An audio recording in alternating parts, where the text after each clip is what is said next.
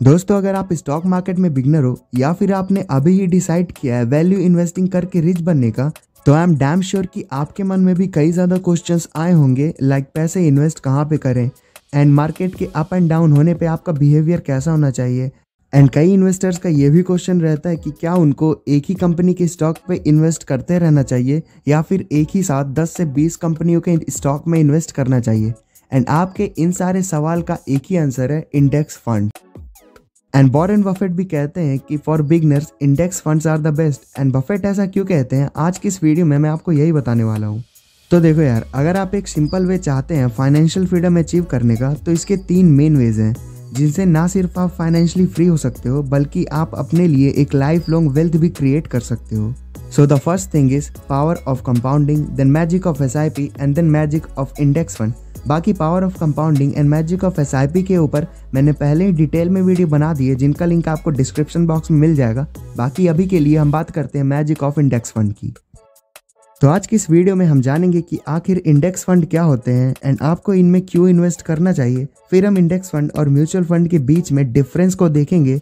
Then हम index fund के magic को डिटेल में समझेंगे एंड लास्ट में मैं आपको मेरा ओपिनियन भी बताऊंगा, जिससे आपको इंडेक्स फंड में इन्वेस्ट करने में काफ़ी हेल्प होगी। तो वीडियो को बिना स्किप किए लास्ट तक देखना एंड अगर वीडियो पसंद आएगी तो चैनल को सब्सक्राइब करके बेल नोटिफिकेशन ऑन कर लेना। And without any further delay let's start the video. तो सबसे पहले शुरू करते हैं ये जानने से कि आखिर ये इंडेक्स फंड होते क्या हैं। तो जैसा कि आपको इनके नाम से ही समझ आ रहा होगा, ये कोई फंड है जो कि एक इंडेक्स पे बेस्ड है। एंड स्टॉक मार्केट में कई तरह के इंडेक्स होते हैं, जैसे कि सेंसेक्स जिसमें इंडिया की टॉप 30 कंपनीज हैं, एंड निफ्टी 50 जिसमें इंडिया की टॉप 50 कंपनीज हैं, और निफ्टी नेक्स्ट 50 जिसमें निफ्टी 50 के बाद की टॉप 50 कंपनीज है। और इसी तरह के काफ़ी ज़्यादा इंडेक्सेस होते हैं। एंड जो फंड इन इंडेक्स में इन्वेस्ट करते हैं उन्हें ही हम इंडेक्स फंड बोलते हैं। एंड यहाँ पे आपको ये समझना होगा कि हर इंडेक्स फंड अलग होता है। मतलब अगर कोई निफ्टी 50 का इंडेक्स फंड है तो वो निफ्टी 50 के ही 50 कंपनीज में इन्वेस्ट करेगा उनके वेटेज के हिसाब से। सिमिलरली अगर कोई निफ्टी नेक्स्ट 50 का इंडेक्स फंड है तो सिर्फ वो उन कंपनीज में इन्वेस्ट करेगा। ये नहीं कि वो अगर निफ्टी 50 का इंडेक्स फंड है तो वो बैंक निफ्टी के कंपनीज में इन्वेस्ट कर दे। तो इंडेक्स फंड काफ़ी कुछ म्यूचुअल फंड जैसे ही होते हैं, बट इन दोनों में काफ़ी डिफरेंस भी होता है, जिनके बारे में हम वीडियो में आगे बात करेंगे। बट अभी के लिए आई होप कि आपको इंडेक्स फंड का मतलब समझ में आ गया होगा। तो अब बात करते हैं कुछ ऐसे रीजंस के जिनके कारण इंडेक्स फंड आपके लिए बेस्ट ऑप्शन हो सकता है। एंड आई गारंटीड यू कि इन रीजंस को जानने के बाद आप बेटर डिसाइड कर पाओगे कि आपको इंडेक्स फंड में इन्वेस्ट करना चाहिए या फिर नहीं। So the question is why to invest in a index fund. And ये काफ़ी वैलिड एंड जेन्युइन क्वेश्चन है। तो रीज़न इसकी इंडेक्स फंड में इन्वेस्ट करने से आपका काफ़ी हद तक रिस्क कम हो जाता है। फॉर एग्जांपल, अगर आप निफ्टी 50 इंडेक्स फंड में इन्वेस्ट कर रहे हो तो आप इंडिया के टॉप 50 कंपनीज में इन्वेस्ट कर रहे हो। एंड ये list time to time update होती रहती है। मतलब आप खुद ही सोचो, इंडिया जैसी वास्ट इकॉनमी में जहाँ स्टॉक मार्केट में 5000 से भी ज़्यादा लिस्टेड कंपनीज हैं, तो आप एक एक कंपनी का या तो फिर एनालिसिस करके फिर इन्वेस्ट करो, और या फिर आप डायरेक्टली ही इन्वेस्ट कर दो इंडेक्स फंड के थ्रू। हो सकता है इंडेक्स फंड के थ्रू इन्वेस्ट करना किसी प्रोफेशनल इन्वेस्टर के लिए उतना सही ऑप्शन ना हो, बट क्योंकि अगर आप एक बिगनर हो तो index fund are gift for you. And दूसरा मेन कारण है इंडेक्स फंड में इन्वेस्ट करने का कि आपका काफ़ी ज़्यादा टाइम सेव करता है। मतलब अगर आप एक वर्किंग प्रोफेशनल हो और स्टॉक मार्केट में वैल्यू इन्वेस्टिंग करना चाहते हो, तो आप स्टॉक न्यूज़ देखोगे, मार्केट के अप एंड डाउन पे काफ़ी ज़्यादा नज़र रखोगे। तो ऐसे में आप अपना काफ़ी ज़्यादा प्रीशियस टाइम वेस्ट कर दोगे। इसीलिए इंडेक्स फंड आपके लिए काफ़ी बेटर ऑप्शन हो सकता है, क्योंकि इसमें आपके पैसों को इन्वेस्ट करने की जिम्मेदारी एक फंड की रहेगी।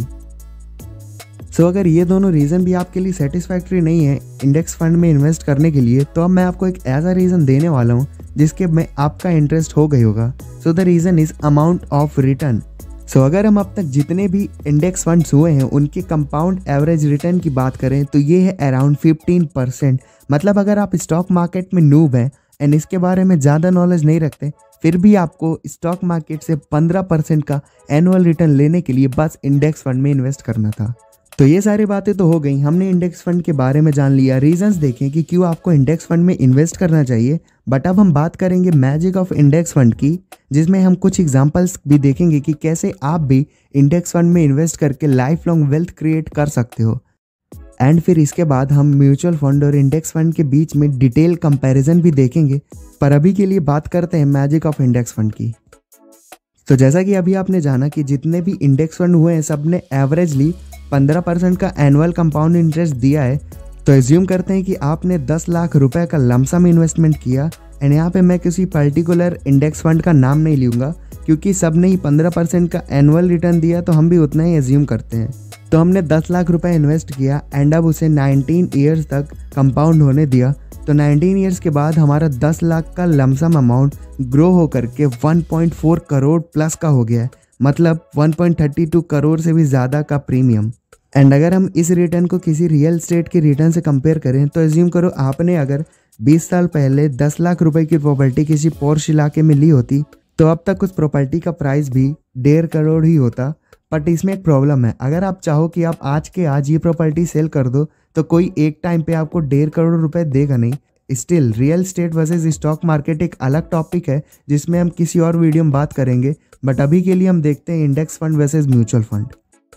So mutual fund versus index fund ये वैसे तो एक सेपरेट टॉपिक है जिसमें हम अलग से एक वीडियो बना सकते हैं, बट अभी के लिए मैं इसको आपको शॉर्ट में समझा देता हूँ। तो अब वीडियो को ध्यान से समझना।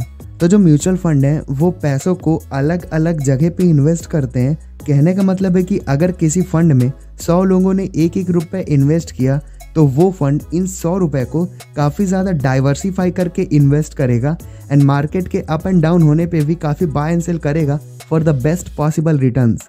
पर वहीं दूसरी ओर इंडेक्स फंड में चीज़ें अलग होती हैं। यहाँ पर ये चीज़ पहले से ही डिसाइड रहती है कि जो पैसे आएंगे उनको इन्वेस्ट कहाँ पे करना है। फॉर एग्जांपल अगर कोई निफ्टी 50 का इंडेक्स फंड है तो वो फंड सिर्फ इंडेक्स के टॉप 50 कंपनीज में ही इन्वेस्ट करेगा एंड बाकी की कंपनीज में इन्वेस्ट नहीं करेगा। एंड ये बात तो फिर भी ठीक है। जो बात म्यूचुअल फंड और इंडेक्स फंड को काफ़ी ज़्यादा डिफ्रेंशिएट कर देती है वो है इनका एक्सपेंस रेशियो।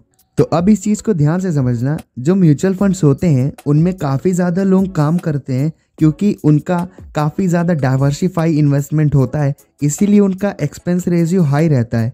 पर वहीं दूसरी ओर अगर हम इंडेक्स फंड की बात करें तो उनकी ये चीज़ पहले से डिसाइड रहती है कि उनको पैसे इन्वेस्ट कहाँ पे करने, इसलिए उनका एक्सपेंस रेशियो कंपैरेटिवली काफ़ी लो रहता है। एंड ज़्यादातर लोग एक्सपेंस रेशियो वाले पॉइंट को इसलिए इग्नोर कर देते हैं क्योंकि उनके अकॉर्डिंग ये उतना ज़्यादा डिफरेंस नहीं रहता है। पर आप इस चीज़ को नहीं समझ रहे होते हैं कि लॉन्ग टर्म में ये छोटा सा भी डिफरेंस काफ़ी बड़ा अमाउंट बन जाता है एंड आप लॉस ले लेते हो। एंड ये चीज़ें इसलिए होती हैं क्योंकि dividend investing, buy and hold investing, long term investing, life long wealth create करना, ये सारे टॉपिक्स ज़्यादातर लोग बात कर नहीं रहे होते हैं। एंड इस चैनल के थ्रू मेरा गोल यही है कि मैं ज़्यादा से ज़्यादा लोगों को फाइनेंशियली एजुकेट कर पाऊँ। So guys that was all about the video. बाकी अगर वीडियो पसंद आई हो तो चैनल को सब्सक्राइब करके बेल नोटिफिकेशन ऑन कर लेना। तो मिलते हैं आपसे अगली वीडियो में, तब तक के लिए जय हिंद।